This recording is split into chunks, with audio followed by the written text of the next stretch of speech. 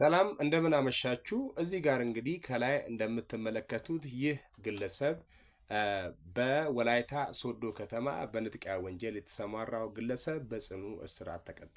ታህሳስ 10 2018 ዓ.ም በወላይታ ሶዶ ከተማ መሃል ክፍለ ከተማ ውስጥ የሞባይል ንጥቂያ ወንጀል የፈጸመው ግለሰብ በፈጣን የፍትህ ሂደት የ2 ዓመት ከ2 ወር ጽኑ እስራት እንደተፈረደበት የከተማው ፖሊስ አስታወቀ።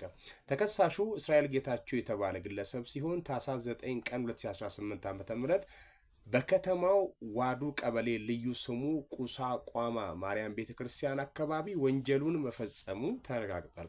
ግል ተበዳይዋ ከወላይታ ሶዶ ዩኒቨርሲቲ ወደ ቤተክርስቲያን ለጸሎት መታ ስትመለስ ግለሰቡ ድንገት በመቅረብ የገበያ ዋጋ 14000 ብር የሚያወጣውን ቴክኖ ፖቫ ሞባይል ስልክ ነጥቆ ለማምለጥ ሲሞክር በአካባቢው በነበሩ የጸጥታ አካላት እጅ ከፍንጅ መያዙን የመሃል ከተማ ፖሊስ አዛዥ ረዳት ኢንስፔክተር ተገኝ ገልጿል።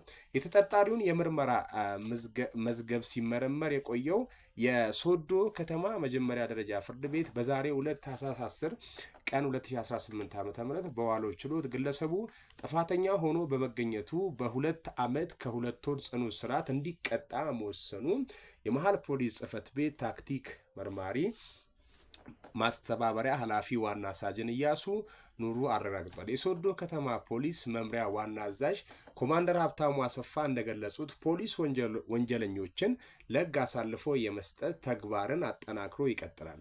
ውሳኔው ወንጀሉ በተፈጸመ በ24 ሰዓት ውስጥ ማከናወኑን የገለጹት አዛዡ በሶዶ ከተማ ውስጥ ንጥቂያ ለመፈጸም ማሰብ ጨምሮ ለቅጣት ያዳርጋል ሲሉ ለወንጀል አድራጊዎቹ ጠንካራ ማስጠንቀቂያ አስተላልፈዋል። በጀግንነት መጠበቅ፣ በሰብአዊነት ማገልገል።